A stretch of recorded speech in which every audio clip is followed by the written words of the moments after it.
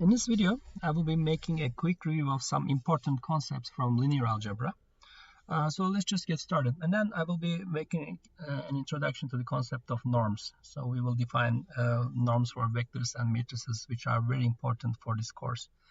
Okay, so let's just get started with the concept of vector space.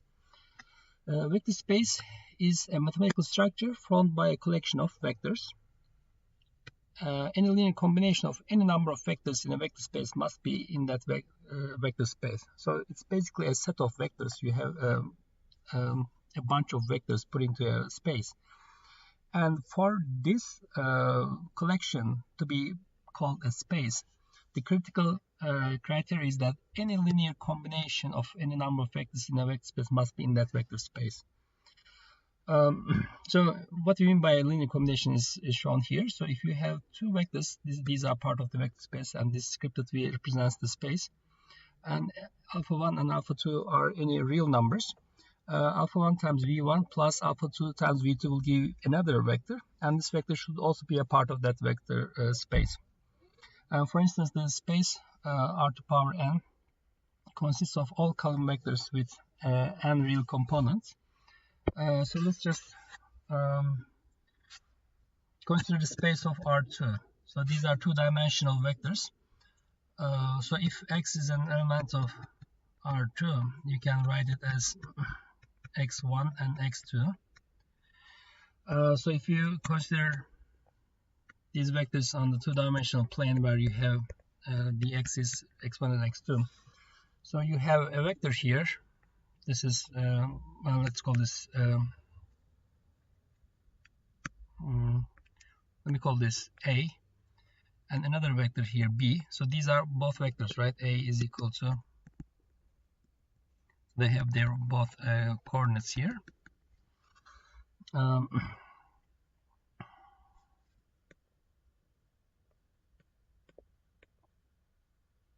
AX1 and AX2, then this is BX1 and BX2.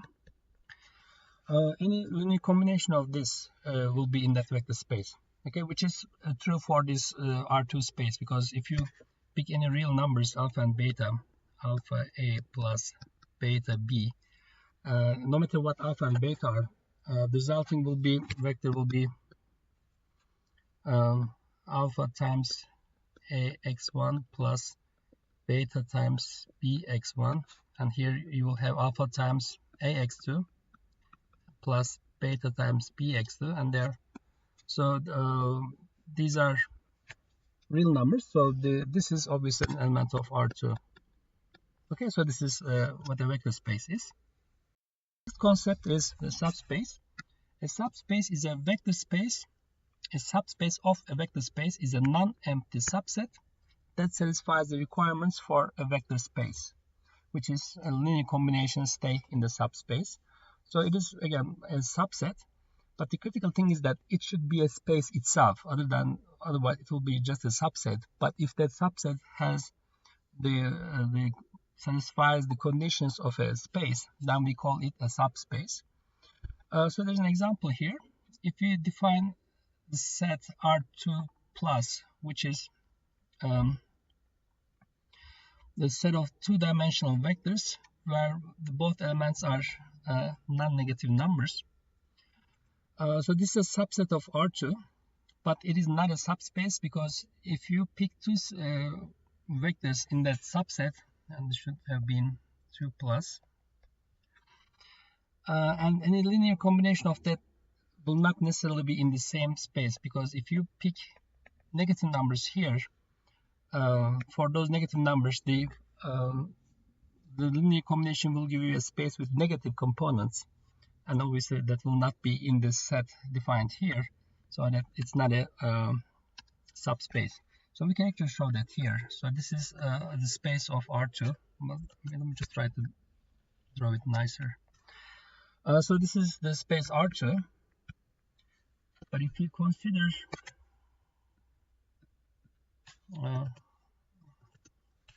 try to change the color. But if you consider this part of that space, this part with positive components will be So obviously this shouldn't extend to the negative side. So this red part is R2 plus, and if you pick any vectors here and combine them with the negative coefficients, you will end up in any one of the other regions, and that will be outside that space. So this is a subset.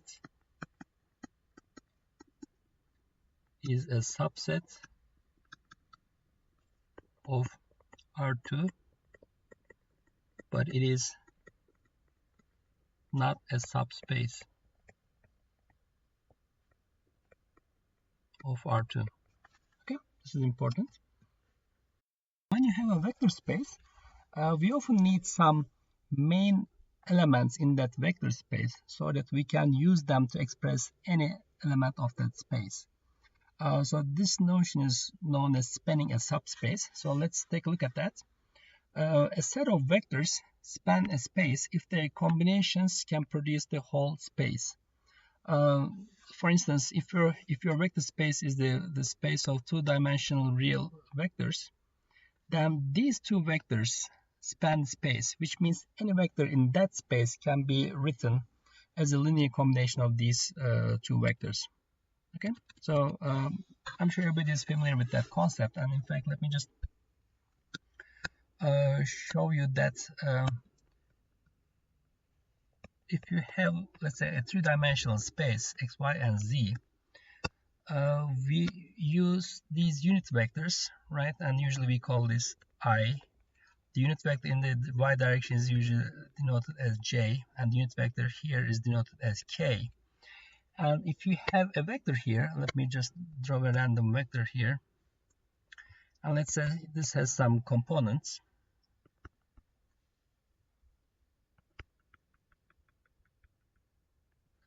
So let's say this be v, and let this be vx, the x component, the y component. So this is the z component, v, z, and the y component will be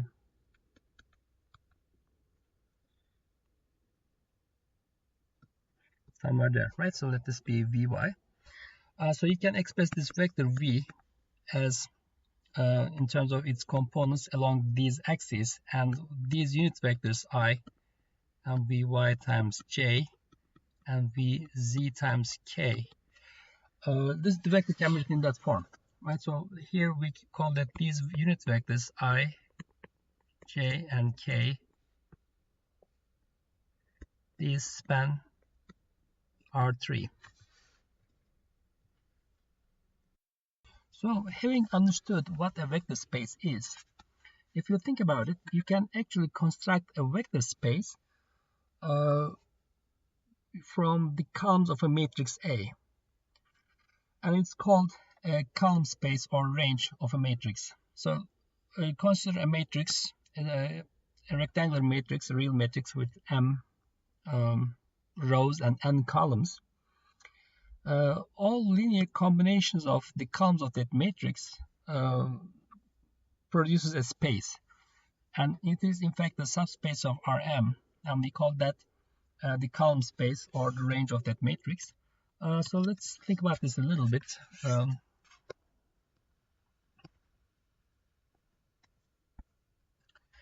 Okay, so as usual, it takes some time for OneNote to start behaving properly. Okay, now it responds to my commands.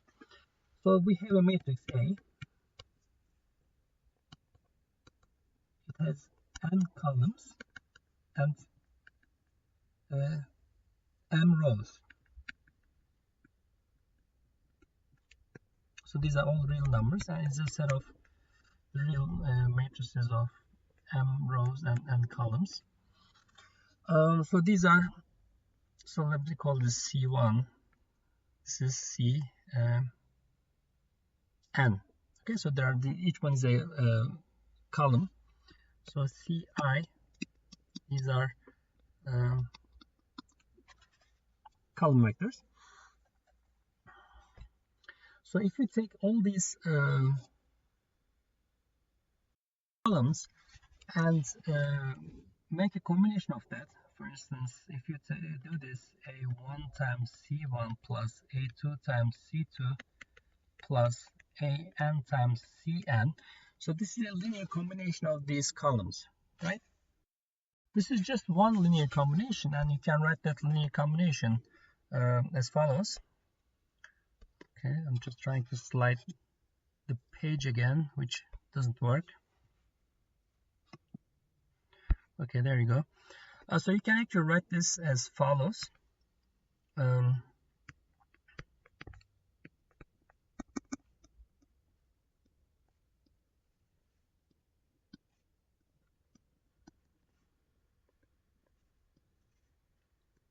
Okay, and this matrix of columns C1 through Cn is actually the matrix A itself, right? So this is the A matrix, and let's call this vector of coefficients A1 through Am the X vector.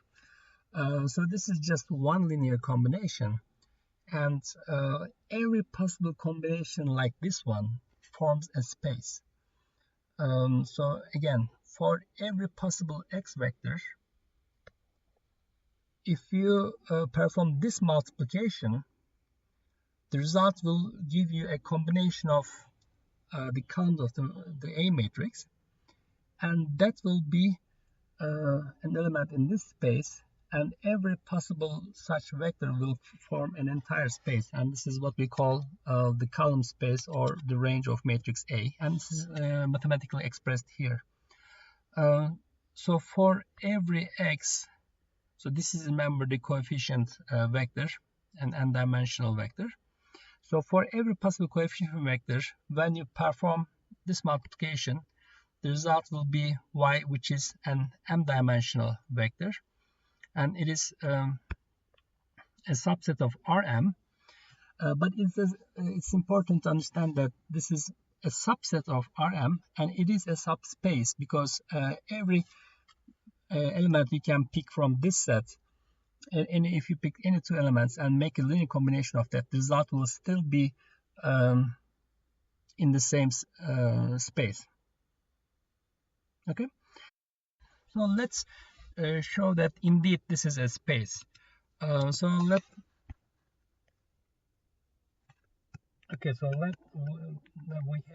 two vectors y1 and y2, which are an element of the range space of the matrix A. Then there exists x1 and x2 such that y1 is equal to ax1 and y2 is equal to a times x2. Okay, then consider alpha and beta as real numbers. And consider the linear combination of these two vectors, alpha times y1 plus beta times y2, and in fact you can write this as alpha times ax1 plus beta times ax2. Since a and b are scalars, this can further be written as a times alpha x1 plus beta x2. Okay, and since this is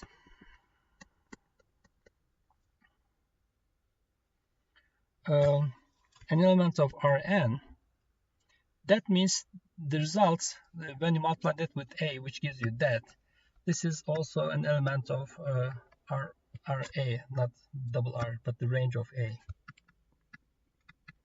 Okay, so this indeed shows that if you pick any vectors from the column space of matrix A and make a linear combination of that, any random linear combination, the result will still be in the range of A, which proves that the column space or the range of a matrix A is indeed a space, and that makes it a subspace of Rm.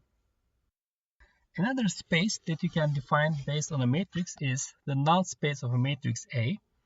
Again, you have a rectangular matrix A with m rows and n columns. A null space is a subspace of Rn consisting of all vectors x such that when you multiply that vector x with the matrix A, it gives you the zero vector. Okay, so every possible x vector that satisfies that equation forms a space, and we call that the null space or the null space of matrix A. So if you think about that, I really hate this. Every time I switch to one node, I have to wait. I lose like several seconds waiting for one node to start acting properly. Okay. Okay, so you have a and x is equal to 0. So for any non-zero vector, so obviously if x is the 0 vector, a times x will always be 0.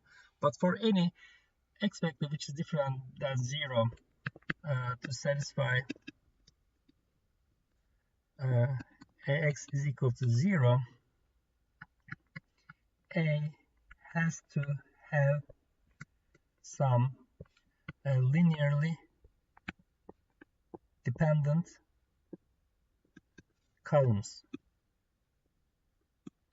Okay, so that again, if I call the columns of a c1 through cn, when you multiply it with x1 through xn, so if this gives you 0, x1 times c1 plus x2 times c2 plus xn times cn, and if this can become equal to 0, where not every x coefficient is 0, then these columns c1 through cn have to be linearly dependent. It is pretty straightforward to show that the null space of a matrix satisfies the property of a vector space. So let's just show that quickly. So let us have two vectors, y1 and y2, that are in the null space of matrix A. This means that a y1 is equal to 0 and a times y2 is equal to 0. Now,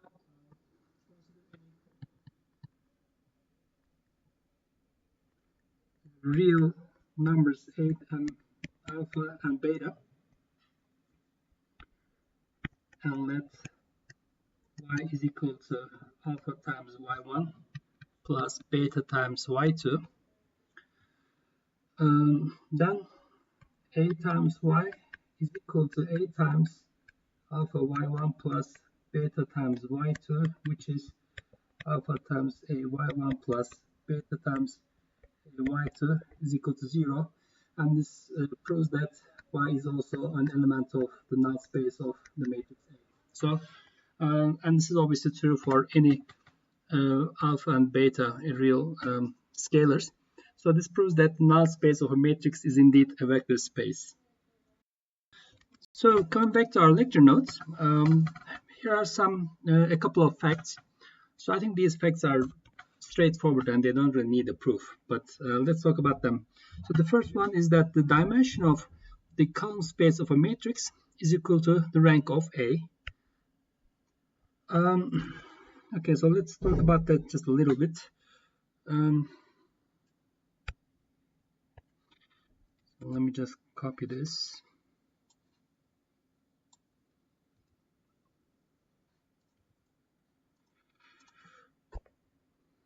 Okay, so the range space is constructed by the columns of A, right? So if you have a matrix A with n columns, again, the range space is constructed by these columns, and it is natural that the dimension of the range space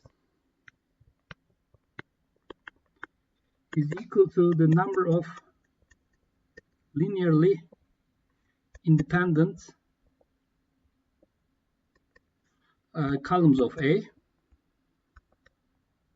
and this is by definition equal to the rank of the column rank of A, but we know that the column rank of a matrix is equal to its row rank, and we simply call it the rank of a matrix, right? So this is equal to the column rank of A, and that is simply equal to the rank of A. The second fact says that the dimension of the null space of matrix A is equal to n minus rank of A. So let's talk about this one as well.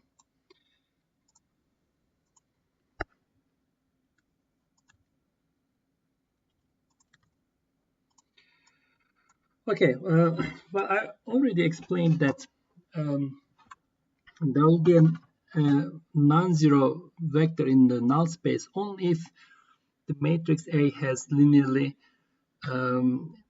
dependent columns, right? So if rank A is equal to n, which means it is full rank, and which also means that all the columns are linearly independent, then the dimension of the null space of A is going to be equal to 0. If the rank of the matrix A is 1 less than the maximum possible value, so if the rank of A is equal to n minus 1, this means there is one linearly dependent column of A, and all the other n minus 1 columns will be linearly independent. So in that case, there's only one possible way to obtain this equation, because there's only one linearly dependent column, right? There's only one possible way to write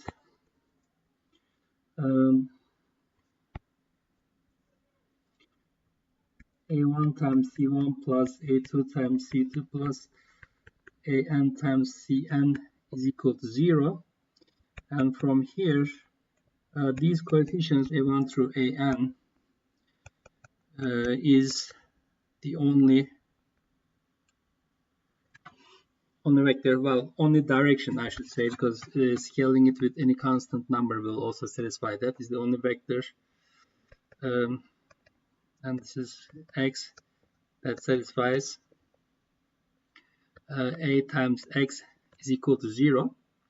So like I said, if you put a scaling factor here, that will also satisfy that, right? A times cx is also going to be equal to 0. However, that's not a different vector. It's the same vector, basically, in the same direction. So in that case, the dimension of the null space of A is going to be 1. And if there are two linearly independent columns, then there will be the dimension of null space will be 2. Basically, you can conclude that this fact is indeed correct. So every time the rank is dropped, the dimension of null space is increased by the same amount. So this fact is indeed correct as well. The next note, I already explained that if n is less than or equal to m, and A has full rank, which is equal to m, this means all the columns of A are linearly independent, and in that case, the only way to obtain this equality is to use x is equal to 0, and no other non-zero x vector will be satisfying that, which means the dimension of the null space of A is equal to 0. In other words, the null space of A is an empty set, or empty space rather. Next, we have the basis for a vector space. So we already talked about spanning a space. So the basis is related with that. There's one important difference. When a set of vectors span a space, they don't have to be linearly independent. So in other words, if you have, so you can say that this set of vectors 1, 0, 0, 1, and 1, 1 span the R2 space, right? You can create or represent any vector in R2 as a linear combination of these vectors, so these vectors span that space. However, these are not linearly independent. So the third one is linearly dependent on the others. So when you're talking about a basis, for a set of vectors to be called a basis, they have to be linearly independent, and also they have to be they have to span the space. Okay, so these two properties should be valid for a set of vectors to be called a basis for a vector space. Okay, so in other words, it's the minimum number of vectors required to span the space can be called a basis for that vector space. Then, for a basis for a vector space, the following statements are correct. Every vector in the space is a combination of the basis vectors because they span.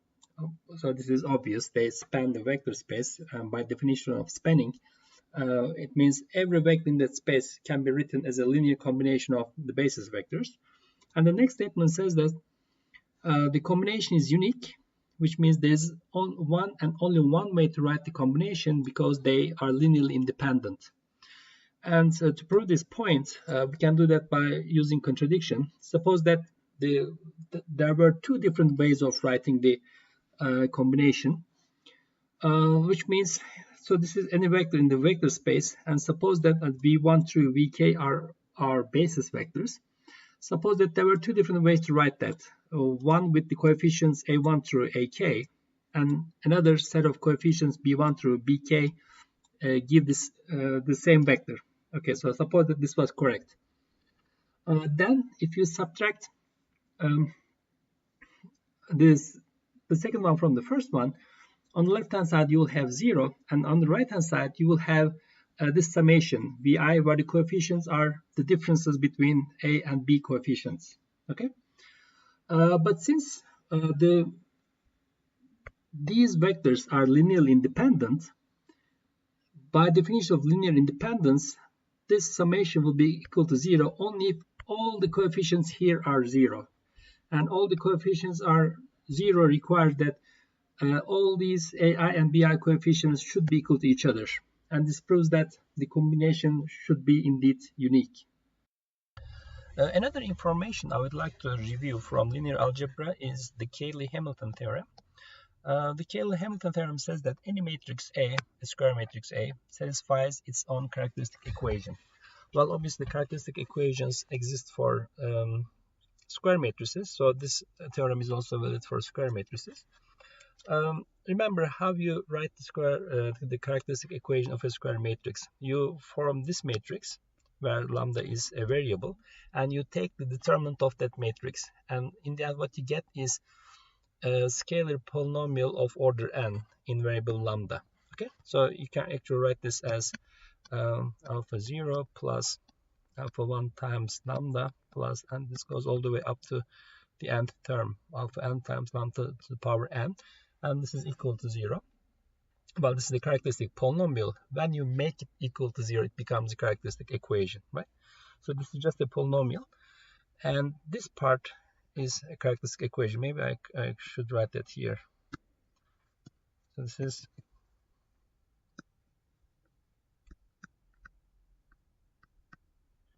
characteristic polynomial, and this part, when you add the equal to 0 part, becomes the characteristic equation, because it becomes an equation now. It is equal to something.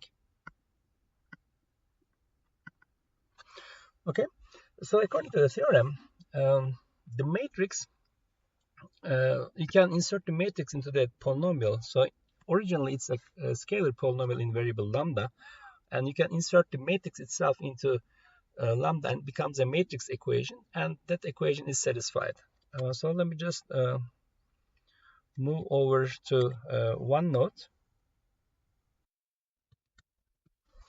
And the characteristic equation in terms of matrix A is satisfied.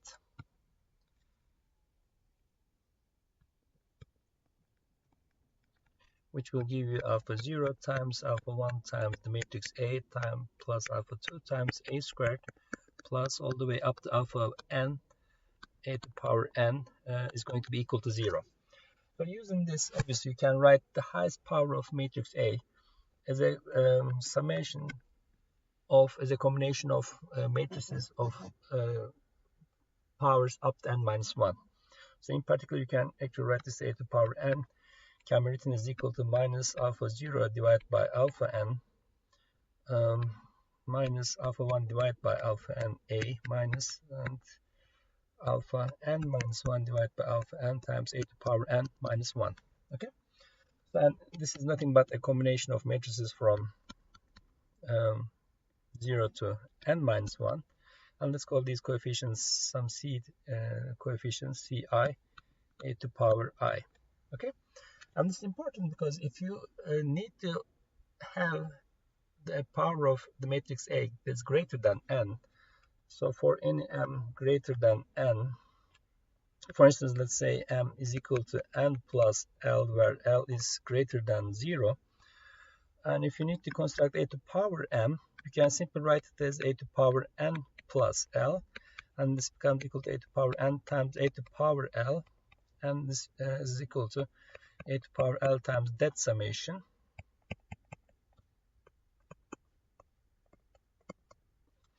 And here I'm assuming that L is less than n. If L is still greater than n, you can do the same thing again. And in the end, any power of matrix A, which is greater than or equal to n, can be written as a summation of powers of A up to n minus 1. In particular, this theorem becomes useful if you need to construct this matrix exponential e to power at. So remember, you could write e to power at, come on, one note, there you go, e to power at, we could have written as the identity matrix plus a times t plus a squared t squared over 2, and this goes all the way up to infinity. But if you make use of this theorem, you can easily see that the highest power of a you actually need in this theorem is a to power n minus 1. And you can combine the time dependencies accordingly, and in the end this matrix exponential of e to power at can be written as a summation of terms from 0 to n minus 1, and this represents the time dependent coefficients, and in terms of powers of a, the highest power of a will be n minus 1. Next we have positive definiteness. A square matrix again is said to be positive definite, and you denote it as a is greater than 0 if this product is always 0 for every x vector, and the product is x transpose times a times x.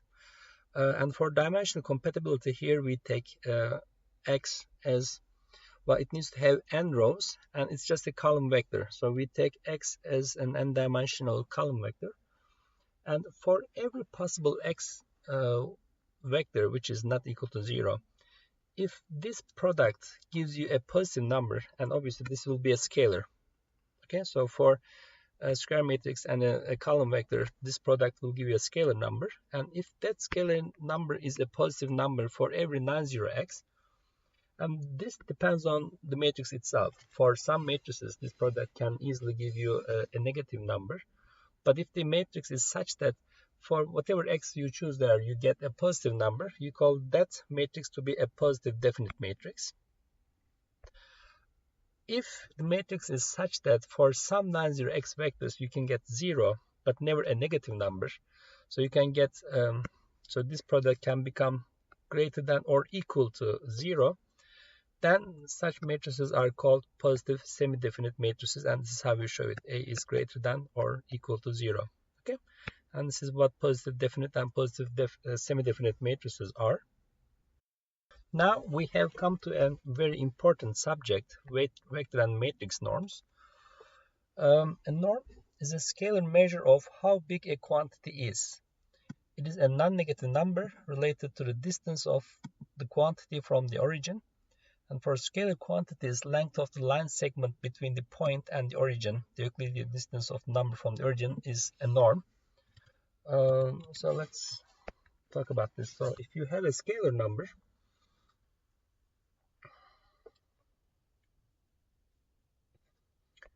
okay, come on, one note. Okay, so if you have a number x, which is a real number, So wherever your number is, if your number is here, this distance is a norm. But if your number is negative, it will be on this side. It will have some negative value here. And this time we take the absolute value. So the absolute value x can be taken as a norm. If it's a complex number, then for a complex number, again, the distance with respect to the origin, the Euclidean distance can be taken as the norm. So if this is your number, you take this distance. Okay, so this is your s, and that is a norm for s. Okay, for multidimensional quantities, so this is more important. If you, instead of having a scalar number, you can have vectors and matrices. Like vectors and matrices, instead of just the Euclidean distance, some other functions can be used, and they are used in practice. So you can define different functions, different norms for vectors and matrices. And for a function to qualify as a norm, it has to satisfy certain properties, and these properties are listed below. Let's take a look at these properties. So let's assume that you have a linear vector space. Then for every vector in that space, we say that a real valued function, and you denote norm functions using these double lines on both ends. So such a function can be qualified as a norm if it satisfies these four properties. But first of all, it should always give a positive number, except the zero vector. And for the zero vector, the norm should give you 0. Also, it should satisfy this property if you have vector x with a certain norm. And if you multiply that vector with a scalar, then the norm of that scaled vector will be equal to the absolute value of that scaling factor times the norm of the original vector. Okay, and this should be true for every scaling factor, even for complex ones. And the last property it should satisfy is known as the triangle inequality. So if you have two vectors in that space with norms x and y, and if you add these two vectors to obtain a different vector, and the norm for this new vector, which is the sum of these two vectors, can never be greater than the sum of the norms of the individual vectors x and y. So it can be at most equal to that summation, and in general it will be even less than that, which is known as the triangle inequality. Earlier in the course, I told you that in this course there are two important things, and one of them is we need a way to measure performance of a system.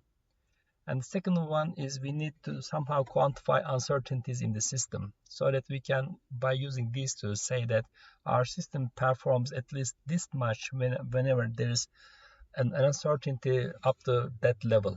And to be able to say that, we need to quantify these concepts. Okay, so imagine having two aircraft, and the different aircraft, they have different flight characteristics, and you have a certain mission. So you give an input to your aircraft, and it flies in a certain way. And you want to compare these two aircraft, right? So you can say that, okay, the second aircraft flies better than the first one, but that's just a qualitative assessment. So when you're dealing with mathematics and designing controllers based on some theories, to be able to make an aircraft better, you need a numerical assessment rather than a qualitative. You need a quantitative assessment, and that is done through norms. So when you have two different aircraft, you define certain variables that define its flight, and then you compare the performances in terms of norms of those variables. Then you can say that the performance of the first aircraft is bigger than or greater than or equal to the performance of the second aircraft, and that mathematical sentence will require a measure of these variables, and this is where the norms come into play. So at this point, we're talking about norms for vectors and matrices, and later on we will be talking about norms of signals and systems. So you can compare time-dependent function norm of that, or you can even talk about the norm of a complex function like the transfer function of a system. So we will be even talking about norms of the system itself, the entire transfer function. Okay, so these we will be talking about later on, but let's now first go through some typical vector and matrix norms that are used in linear algebra. The most commonly used vector norms belong to the family of P norms, or sometimes they call it LP norms. So let's see how they are defined. If you have an n-dimensional vector, the P norm is defined as follows. As for any positive value of P, this function where you take the absolute value of the individual elements in your vector, take the pth power of that absolute value and add them up, and you take the pth root of the summation.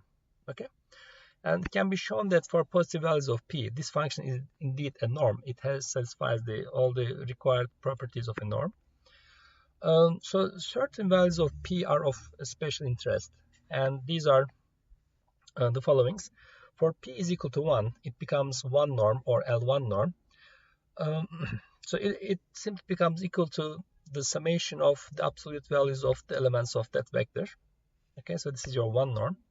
For P is equal to 2, this becomes the standard norm that we are all familiar with, which is also known as Euclidean norm. So this is, you take the squares of the elements in your vector, add them up, and you take the square root of the summation. And you can also express this in terms of this vector multiplication, in terms of this inner product of x with itself, x transpose x. This gives a scalar quantity, and taking the square root gives the 2 norm. So the 1 and 2 norms are quite different. In 1 norm, you just take the absolute values, but in the in 2 norm, you take the squares, and they have different characteristics.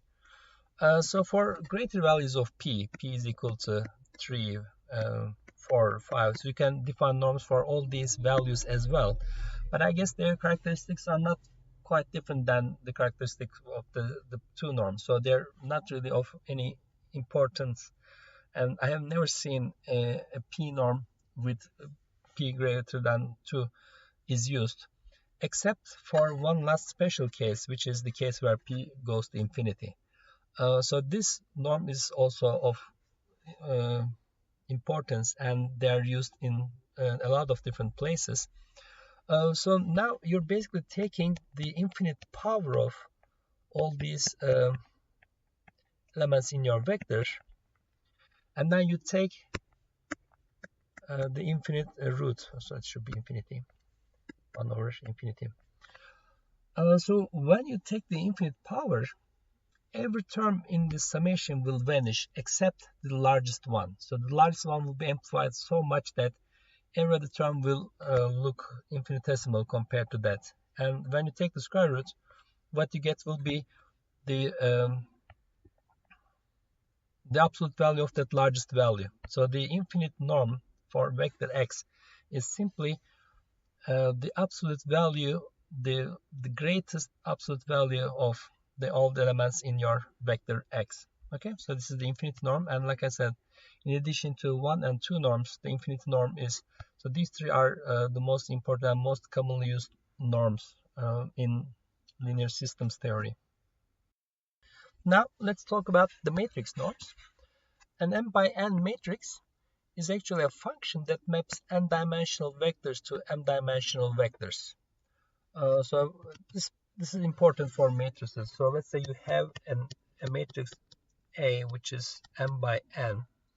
Then this is what you can write, right? Y can be written as A times x. Here x is and there should be a superscript, and y is another vector, an m-dimensional vector. So you give matrix a vector from the Rn space, and it gives you another vector in Rm space. So a matrix performs this mapping between these two spaces. And we know that you can define different norms for vectors. So this input vector has a certain norm. The output vector, although in a different space, has its own norm. And depending on what the matrix is, these two norms will be different.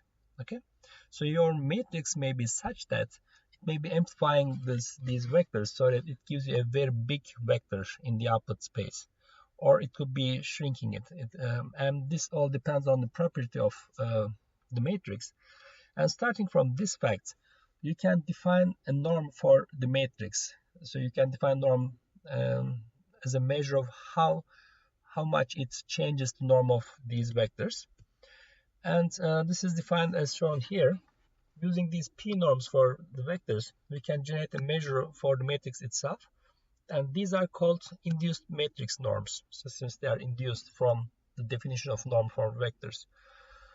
And you can do this for complex matrices as well. So let your A be a complex matrix, m by n complex matrix. Then the induced norm is defined as follows. You take the output vector, the p norm of the output vector, divided by the p norm of the input vector. Remember, these are scalars, so you can make a division operation here, except the denominator is 0. So for every possible input vector, you take this ratio, and the supremum of all those infinite collection of ratios is defined as the induced p norm for that matrix.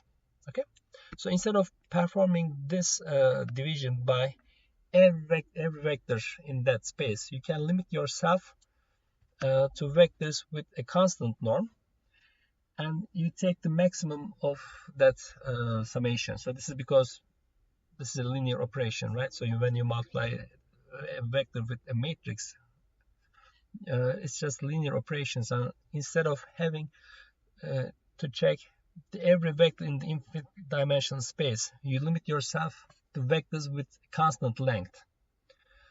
So obviously, when you limit yourself to vectors of unit length, this division becomes meaningless because the denominator is always 0. So that's why you get rid of the denominator.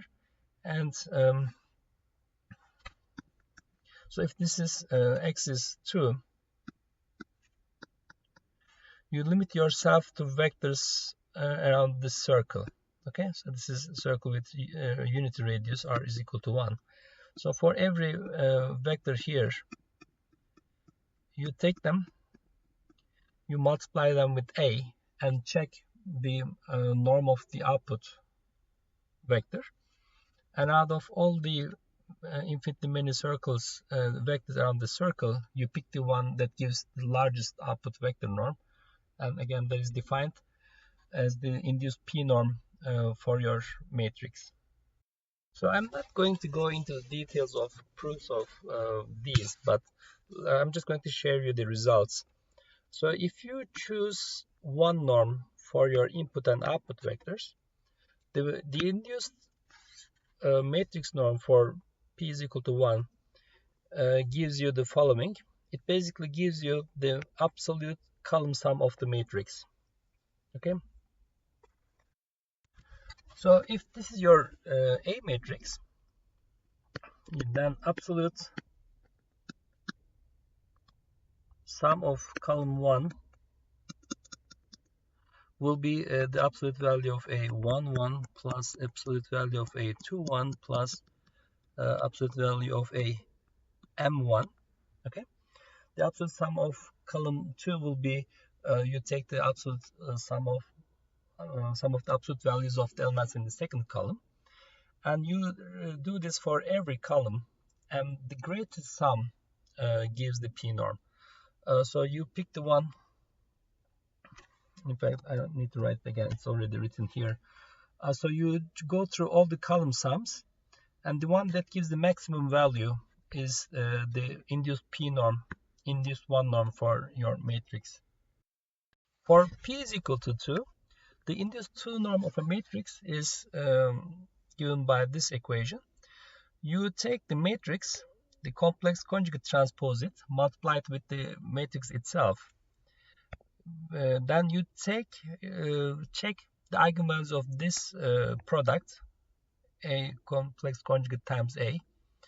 Then you take the maximum eigenvalue of that and take the square root of the result, and that gives the induced two norm of a matrix.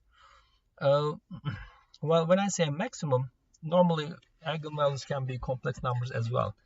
But this product, the product of the complex conjugate of a matrix and the matrix itself, gives you such a matrix that the eigenvalues of that matrix will always be real numbers. In fact, they will be real and positive numbers. So out of all those real positive eigenvalues, you pick the largest one, and then the square root of that is the two norm.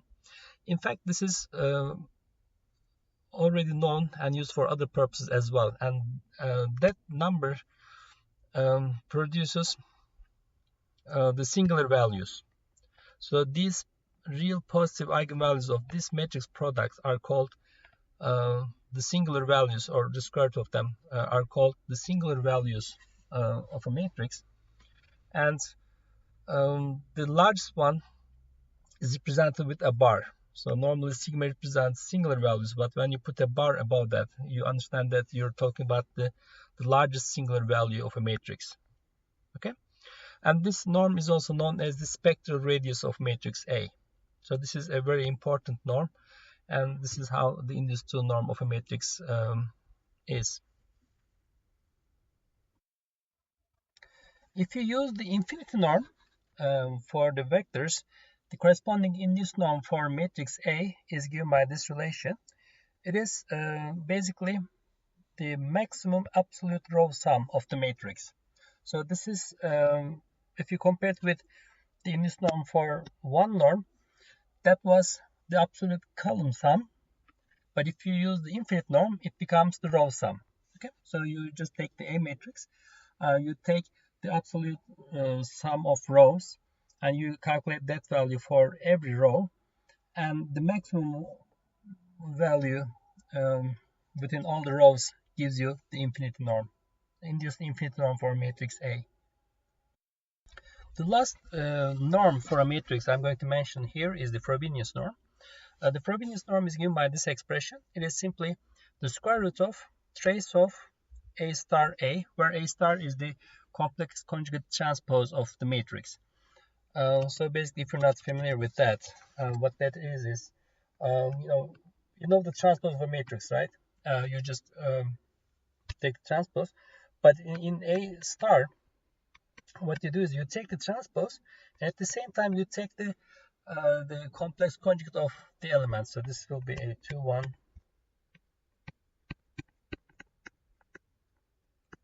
Okay, so that's what we mean by that superscript star. So in the Frobenius norm, you take the complex conjugate transpose of the matrix, multiply with it itself, and then take the trace of that, and then take the square root. And it is easy to verify that this is also equal to the square root of the square sum of every element in the matrix. Okay, so if you do that and take the add them up, and in the end take the square root, that gives you the Frobenius norm. And it should be noted that Frobenius norm is not induced by any vector p norm, but is equivalent to the vector 2 norm in the sense that you just reshape the matrix into a vector and take the 2 norm of that vector, and that gives you the same thing as this Frobenius norm of the matrix. Okay, so if you're reshaping a matrix into vectors, simply means that you take all these columns and put every column into a single column. So you first basically put the first column, and then you continue with the second column, and you put all the columns like that, and create one huge column vector. And if you take the 2 norm of that, that becomes equal to the Frobenius norm of the matrix. So at this point, let's take a look at some important properties of trace. Trace is a very useful function, and we make use of that quite a lot in robust control and in adaptive control as well. So by the way, there's a typo here. I'm sorry about that. So the trace is defined as the sum of the elements of the diagonal elements of the matrix, and whereas here you have the absolute value, then that shouldn't be there. Okay, so you just add the diagonal elements as they are. So if they're negative elements and diagonal, you add them as negative numbers, so you don't take the absolute value. Okay, so anyway, the trace A is a linear operator, which means it satisfies the superposition principle. So you can summarize them by using these two equations. And another property is that a matrix and its transpose have the same trace, which is also obvious because when you take the transpose, the diagonal stays the same, right? You don't change the diagonal. Another nice property is the trace of the multiplication A times B is equal to the trace of B times A. Okay, so provided that these are compatible, so you can, assuming that you can change the order of multiplication. So if you consider the matrices themselves, A times B is not equal to B times A in general. However, if you take the traces, then they become equal. In fact, this is a more general property than that. The traces emerge under cyclic permutations. So if you have such a matrix product, so you take A from here and put it to the last position, and you get the same result. You can keep doing that, and every time you change the order, the trace doesn't change. However, arbitrary permutations are not allowed. In other words, in general, you cannot simply change the order of this as you see here and then expect to get the same trace. Well, there are some certain conditions under which this will be true. For instance, if these three matrices were symmetric matrices, then you could change the order of multiplication in any way you want, and you would still get the same trace. However, in general, this is not correct. Okay, and the last property I have here is that the trace of a matrix is equal to sum of the eigenvalues of the matrix A. This is also an important property. Well, if this was a diagonal matrix, we know that for diagonal matrix, the diagonal elements are the eigenvalues directly, and trace is the sum of the diagonal elements, which becomes equal to sum of the eigenvalues. But even for non-diagonal matrices, this is correct. So if you have any square matrix, you can just add the